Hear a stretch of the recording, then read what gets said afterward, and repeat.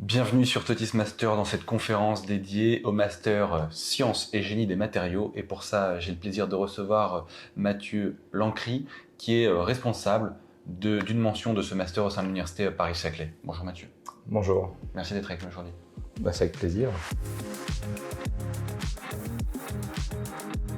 Alors Mathieu, pour commencer, est-ce que vous pourriez nous présenter de manière globale ce Master ? Alors, c'est une mention de master et donc ça va regrouper plusieurs masters en sciences et génie des matériaux. Ce dont on parle ici, c'est donc dans ce domaine très vaste que sont les matériaux, c'est d'une série de masters où on va travailler la relation entre la structure des matériaux et leurs propriétés.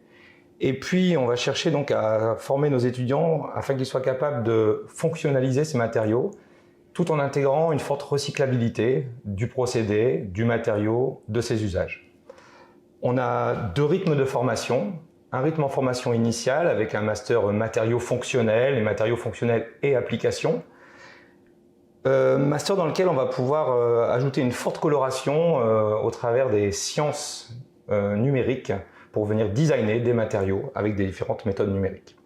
Et puis en parallèle, on a une autre possibilité, finalement, une formation par apprentissage cette fois-ci, avec deux parcours. Un parcours dédié plutôt couche mince, surface, et puis un parcours sur la fabrication laser additive pour ce parcours, donc plutôt en alternance. Très clair, merci pour cette première réponse. Alors, quand on dit sciences et génie des matériaux, ça paraît un peu large. J'ai cru comprendre qu'il y avait plusieurs spécialités, plusieurs mentions au sein de ce master-là, mais quel type de métier à l'issue de ce master ?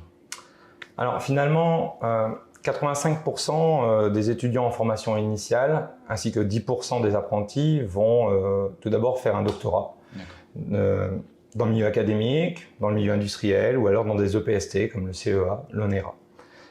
15% par contre de nos étudiants vont donc intégrer la vie professionnelle à Bac+5 ainsi que 90% des apprentis comme c'est attendu, je dirais. Les métiers vont aller de ingénieur en recherche et développement, souvent quand on est titulaire d'un doctorat, à des métiers d'ingénieur contrôle qualité, production, technico-commercial, ou alors des ingénieurs, je dirais, en cabinet d'études, en bureau de conseil. Pour citer peut-être quelques entreprises, je citerai Safran, Airbus, le CEA, l'ONERA, Michelin, Valeo ou ST Microelectronics par exemple. Très clair. Alors, souvent, il y a une question qui vient de la part des étudiants, c'est après quelle licence, à partir de quel premier cycle, finalement, peut-on intégrer votre master ? Alors, si on intègre à partir de la licence, pour intégrer donc le master 1, on va prendre une licence en sciences avec une dominante physique ou chimie ou matériaux. Ensuite, si on veut intégrer le master 2, il faut donc un master 1 dans ces domaines-là, toujours. Ou alors, on peut être étudiant élève ingénieur en 4e année, avoir validé sa 4e année, et on peut venir faire un double diplôme et intégrer notre master et obtenir en même temps donc, ce diplôme d'école d'ingénieur. Merci encore une fois Mathieu pour toutes ces réponses. Alors peut-être au niveau des critères de sélection, qu'est-ce que vous allez regarder Alors, d'abord, on va regarder finalement les compétences de l'étudiant et voir dans quelle mesure donc cela correspond aux prérequis de nos masters.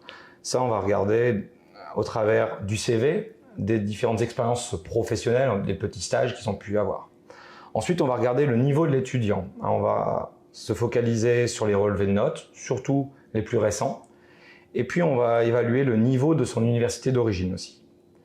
À partir de là, on va complémenter tout ça avec la lettre de motivation et voir s'il y a une cohérence avec ce projet de formation et un projet professionnel éventuellement. Enfin, les lettres de recommandation vont nous permettre d'avoir une information complémentaire sur le niveau de l'étudiant, sur sa motivation aussi. Un dernier point peut-être, c'est pour les étudiants étrangers. Un niveau de français minimum B2 est recommandé puisque ce sont des masters enseignés quasi intégralement en français. Merci. Alors au niveau de la candidature, depuis cette année et pour les prochaines années, il y aura mon master. Est-ce que vous voulez en dire deux mots ? Alors, a priori, ça c'est le nouveau système, effectivement, ça se passe de notre point de vue plutôt bien. Et donc les étudiants titulaires d'une licence ou actuellement en licence en France devront passer par cette nouvelle plateforme monmaster.gouv.fr. Par contre, on recrute aussi pour moitié de la promotion souvent des étudiants étrangers. Et donc là, il y a une autre plateforme. Paris-Saclay a sa propre plateforme pour les étudiants étrangers. Le nom s'appelle Inception. Très clair. Un mot peut-être sur l'organisation de ces 2 années. Tu peux un peu nous présenter globalement comment ça va se passer? Oui, bien sûr. Alors, en formation initiale, tout d'abord, on a une première année de master assez conventionnelle avec des cours, des travaux pratiques dirigés, et on finit l'année avec un stage de 3 mois, souvent dans le milieu académique. Ensuite, au niveau du master 2, outre effectivement des cours conventionnels, on va monter en termes de projets, des projets de différents types, des immersions en laboratoire, des projets sur plateforme instrumentale. Et puis on finit l'année avec un stage de fin d'études, un stage de 6 mois, qui commence typiquement fin février, soit en entreprise, soit dans un milieu académique.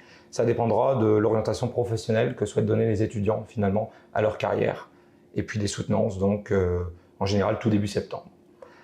Pour la formation en apprentissage, c'est comme souvent une formation en alternance. 2 semaines en entreprise, 2 semaines à l'université, cela pendant environ 1 an et demi. Et puis on finit par une longue période en entreprise de 5 mois à partir de mars et des soutenances de nouveau début septembre. Est-ce que vous pouvez nous détailler quelques matières? Comment ça va se passer aussi au niveau du contenu des cours bien sûr. dans ce master? Donc l'objectif de formation est assez différent en fonction des 2 formations qu'on a évoquées, la formation initiale et l'apprentissage. En formation initiale, on va chercher à doter nos étudiants de bases solides en physique du solide, en chimie des matériaux, classe de matériaux, cristallographie, diffraction, spectroscopie électronique, spectroscopie optique. Puis ensuite, on va monter en puissance la seconde année avec de l'élaboration, de la mise en forme, de la fonctionnalisation. Avec, je le disais tout à l'heure, une forte coloration possible, optionnelle, dans les sciences du numérique, au travers donc de différents cours qui peuvent représenter, je dirais, 1/3 des crédits ECTS pour designer des matériaux au travers de ces sciences du numérique, faire le lien structure-propriété avec différentes méthodes de modélisation. Pour la formation en apprentissage, on va chercher à ce que les étudiants soient capables de faire le lien entre le procédé d'élaboration, le matériau, métal, verre, polymère par exemple, sa structure et ses propriétés, mais en gardant en ligne de mire des applications industrielles avancées ou alors des procédés de mise en forme innovants comme la fabrication laser additive. Dans tous les cas, je dirais, on va chercher à avoir une formation équilibrée qui va du design des matériaux, leur élaboration, jusqu'à ce que les étudiants intègrent une grande variété de techniques de caractérisation avancées pour être à même de les fonctionnaliser et comprendre, maîtriser. Merci, Mathieu. Peut-être un mot maintenant sur les évaluations, les rendus. Comment ça va se passer là aussi? Je pense que c'est différent entre initiale et alternance. Finalement, cette fois-ci, c'est plutôt similaire.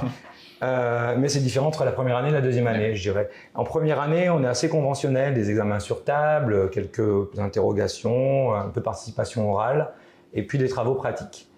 En seconde année, c'est les projets qui vont monter en puissance, en plus des cours conventionnels et des évaluations classiques. On va avoir des projets d'immersion en laboratoire, des projets sur plateforme instrumentale, des projets bibliographiques, ou encore des projets, par exemple, en sciences du numérique. Et là, on va donc varier les méthodes d'évaluation. On va travailler le reporting à l'écrit, version courte, en français, en anglais, synthétique, soit un format industriel, soit au format par exemple d'une publication scientifique. On va aussi travailler à l'oral avec des présentations orales synthétiques, suivi de projet, à mi-parcours, fin de projet. Et puis évidemment la soutenance de fin d'études, où là on a un rapport conséquent et un oral aussi d'une durée beaucoup plus importante. On arrive au terme de cette conférence dédiée à votre master. Est-ce que vous avez un dernier mot? Pourquoi choisir ce master?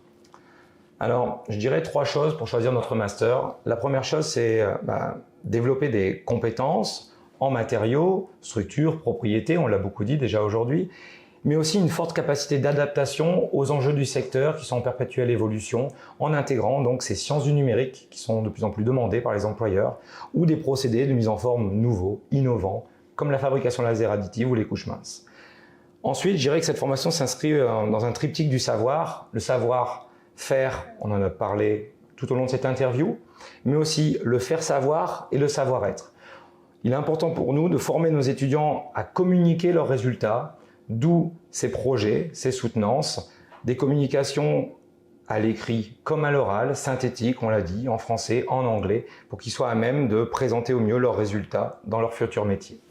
Le savoir-être aussi, au travers des stages en immersion avec des professionnels, au travers des projets, aussi en immersion, au contact de professionnels, et dans des ateliers avec des professionnels des ressources humaines qui vont venir un peu expliquer à nos étudiants comment bien se comporter d'un point de vue gestion de projet, je dirais, travail en équipe, management industriel. Et puis enfin, pourquoi choisir notre master? À cause des liens qui sont relativement forts et variés avec les industriels. Nos anciens étudiants aujourd'hui dans le monde de l'entreprise sont certainement nos meilleurs ambassadeurs, mais on a aussi des liens institutionnels forts au niveau de l'université Paris-Saclay, avec par exemple le CEA, l'ONERA, avec Safran, avec Thales. Et puis enfin, toutes ces années à placer des étudiants en stage, en apprentissage, en doctorat, fait qu'on a un réseau relativement dense dans plusieurs domaines d'activité, dans l'aéronautique avec l'ONERA, Safran, Airbus, Ariane, dans l'automobile avec Michelin, Valeo, Stellantis, Renault, Nissan, Mitsubishi, ou encore dans la microélectronique comme avec Thales ou ST Microelectronics. Merci Mathieu Lancry en tout cas d'avoir été avec nous aujourd'hui pour présenter ce master. C'était avec plaisir, merci de m'avoir invité. On espère que cette vidéo aura répondu à vos questions. En tout cas, on se retrouve très prochainement sur Totis Master. À très vite.